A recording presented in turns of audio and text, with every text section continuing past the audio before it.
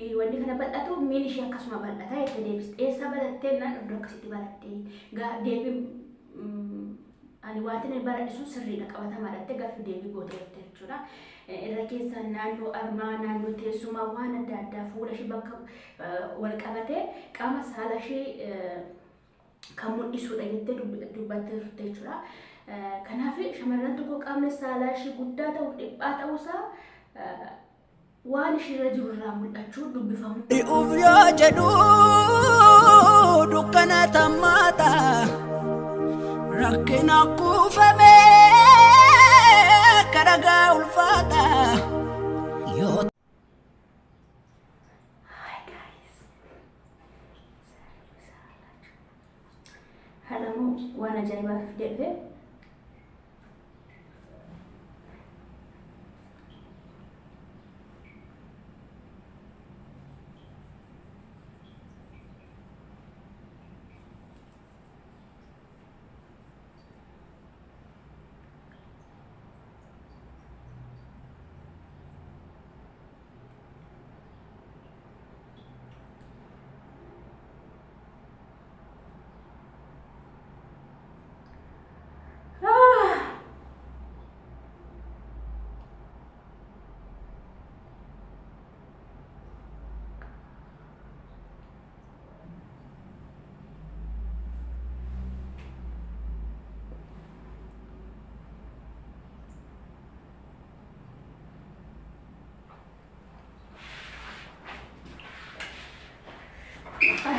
ይሄ ዝም ብዬ አይደለም ይሄ የሚሰራ ማለት ነው። ዶክተር ነው አናገረኝ።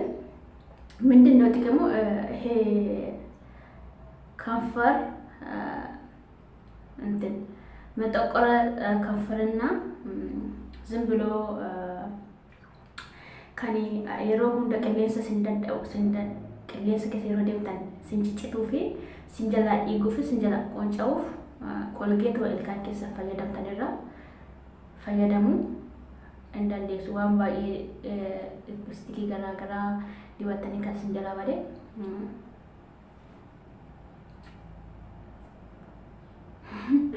እና ያምራል ግን ያቃጥላል። በስማ ወይኔ ወይኔ ወይኔ ወይኔ አካትኒ ለማው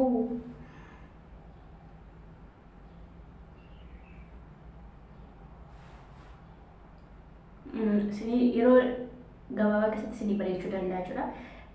Lippistikii fuullee waan argaa hojjetamu kuduraa irraa hojjetamu irraa deebistanii yoo dibattan yookiin immoo baaliziinii oriijinaala baaliziinii xiqqoo yoo dibattan faayidaa sini qaba.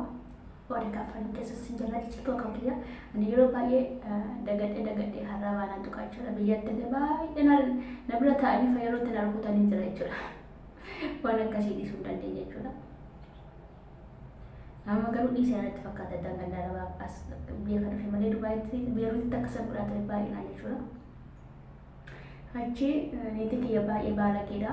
Waan ta'e dibadhattee naaf itti jechuudha bitte.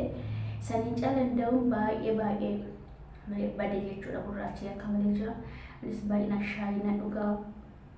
Shaayii miidhaa qabaa dhoorata burcuqqoo sun ho'aa waan deemuuf hoggaafas fayyadamtanii faayidaa miidhaa sinirraa hangaa jedha. Warri sigaaraa tuutan maqaa jedha gurraacha waan ibiddeetti baay'atuuf malee waan ho'itti baay'atuuf naannoo sanatti jechuudha.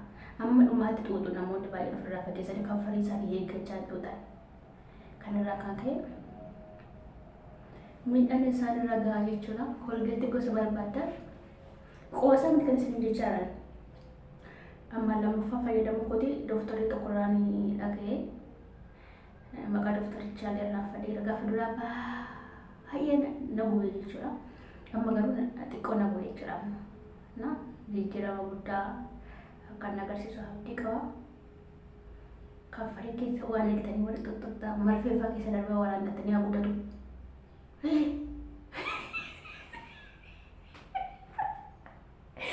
Kanarreebu farda godhachuudhaafi.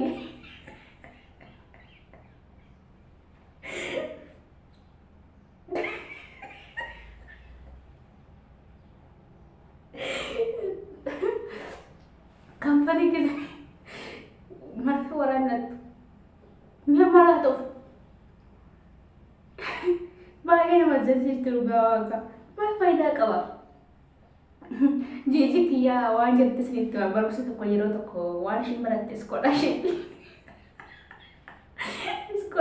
leen mee guddaa ishiin baratte yeroo baay'ee keessaa naannoo qaamatti wal qabatee amalli shamarranii achirra dubbifamuu hin danda'a kan jedhu gaaffii deebii gochaa turanii nama ho'i faana jechuudha. Achi gaaffii deebii otoo kan dubbachaa nan maal jedhanii qaasimtani maa akkuma isin argitanii qulqulleessee dhufeera jechuudha. Adeemuuf godheera dhugaadha otoo hin goggogee jechuudha. Deebii kiyya sanitti yeroo jalqabsiitii xumura otoo hin goggogee lippistiikii waan keessa ifeeshii qabu yookiin wanni qabu dibateera. Wanni piroosteetii waan jedhu of keessaa qaba. Kan akka baaliziinii kanaatti waan baay'eetti itti gammadee jiru fuula irratti mataa irratti karaa baay'eetti gammadee jechuudha. Baaliziinii xiqqoo kanarraa ani lippistiikii waan hin qabnee fi waan hin fayyadamnee fi wanni kana dibadha jechuudha. Baaliziinii kana fayyadama jechuudha. Dhugaas ni jedhe baaliziiniin kun faayidaa guddaa qaba. Amir no wajiji kiyyaatti isinii deebi'a mala kayyatti jechuudha. Safartoon qaama saalaa dubartiidha. Kan ittiin mul'atu yookiin qaamni saalaa dubartii tokko bal'aa yookiin xiqqaa ta'uusaa maaliidhaan adda baafachuu dandeenya otoo mana yaalaa oduu waan adda addaa deemin shamarran irraa dubbisuu hin dandeenya jettee dubbatte. Akkamitti jedhee gaaffii deebiseef keessaa shamarran wanni kana kanfarii kana guddattu fi wanni kana bal'atu miin ishee akkasuma bal'ata jettee deebiste. Eessaa barattee naan iddoo akkasitti barattee deebii ani wanti baradhisu sirriidha qabatamaadha jettee gaaffii deebii goote jechuudha. Irra keessa naannoo armaa naannoo teessumaa waan adda addaa fuula ishee bakka wal qabatee qaama saala ishee kan mul'isuudha jettee dubbattee turte jechuudha. Kanaaf shamarran tokko qaamni saalaa ishee guddaa ta'uu dhiphaa ta'uusaa waan ishee irra jiru irraa mul'achuu dubbifamuu hin danda'a. Wanneen akka afaanii teessumaa boolcii naaminaa fi arma akkasii kuni hundi qaama saalaa ishee bakka hin bu'u achirraa dubbisuun hin danda'ama jettee. Kanaaf amma maal jechuu barbaadanii warri kanfarii keessa waraannatanii xiqqoo ture fakkeenyaaf xiqqoo ture waraannatanii guddifattanii akkasuma akka namni isin fudhatuuf nama tokko akkuma afaan ishee qaamni ishee guddachuu danda'a kan jedhurraa tuffatamuu illee dandeessa jechuudha. Akkuma uumamtanitti kaawwadha. Tuttuqina anamma wanni dibadhe jechuudha. Kan ittiin kaan qulqulleeffatanii dibadhe malee waa hin goone. Sababni ani akkas godhee fi qilleensi hin jira ala keessa. Ani yeroo baay'ee arrabaan nan tuqa jechuudha. Sababa kanaan na ciccita jechuudha. Amma saalfadhutti gaachuu danaa fuuldura deemu. Kanaaf ani kolgeetii dibadhe malee marfee waraannatte jechuudha. Xiqqaatee dhiphatee ayidoon kirana. Wanti nani kanfarii marfee waraannatu fallaa wakwa. Ani qoreenuu na waraane jechuudha. Baafadhu. Amma wanni ofii isaatti keessatti maamma keessa gootti dhugaadha. Akkasii jechuudha. Baay'ee sodaadha. Gaafa qoreen na waraane ji'a lama ji'a sadii mana barumsaa deemuu ciisaan oola. Akka namni safara qoongeenya nan eeggadha jechuudha. Marfee immoo banaa waraannachuu. Faxaaree ሰጠኝና ይበቃም እንዴ ሞገስ ከናፊ ቀሽተ ተኮ ሼር ላይ ኮሜንት ሰብስክራይብ ጎቹታ ገና ኮት ተባላባስ እንጂ ገና ጉድ ያገርቱ ገና ጉድ ያርጉ አብጀርቶ ይችላል